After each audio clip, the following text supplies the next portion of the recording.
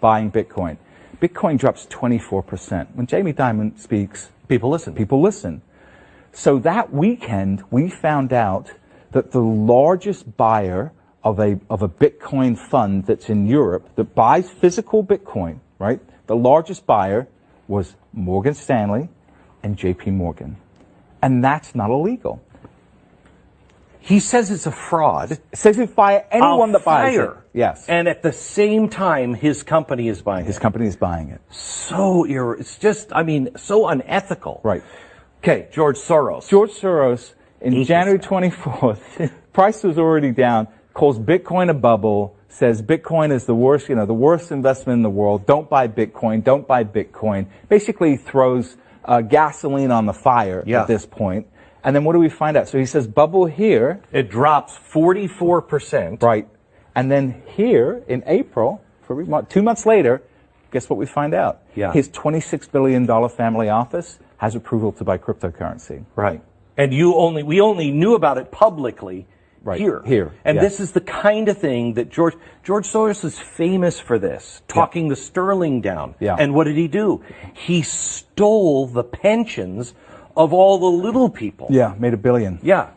Okay. So then here now, Goldman Sachs, this again, February 7th, most cryptocurrencies will crash to zero. Now I remember when they said this in February, and I had, through my network, I knew that Goldman Sachs was setting up a crypto trading desk. Absolutely knew they were setting up a crypto trading desk. And I remember you telling me that. Right. And then, of course, they were denying it. No, we're not. No, we're not. No, we're not. Price falls down 27%. And then what do we find out? We find out here, they say BTC 0. And then we find out just before May, new trading desk. Not only that, they put $400 million to buy a cryptocurrency trading platform. Okay, so February 7th, it's all going to zero. May, we just spent $400 million just on a flyer. And they're not the only ones. No.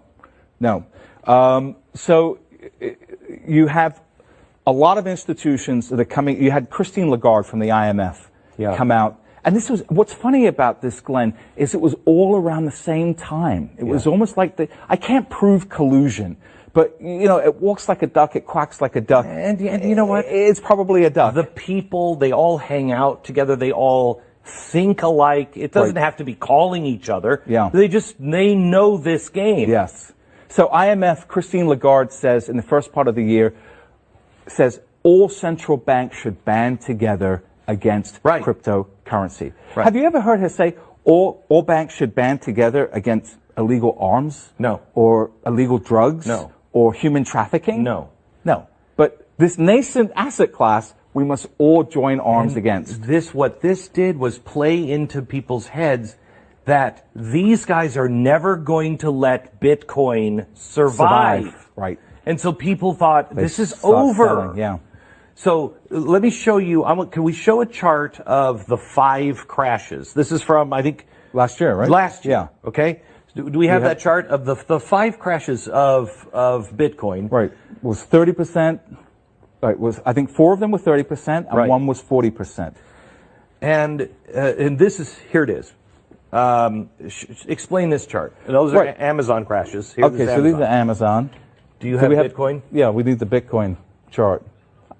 We are. All right, they'll come up later. Okay. Yeah. So what I want to talk about now is one of the key lessons I learned from being involved in the market so long is rather than listening to what people are saying, look at what they are doing. Correct. So this is what we should look at, and this is what I want people to focus on now. Billionaire hedge fund manager Stephen Cohen, who's worth between $12 to $14 billion, by far the smartest hedge fund manager in the world, I would say of the last century, is buying Bitcoin.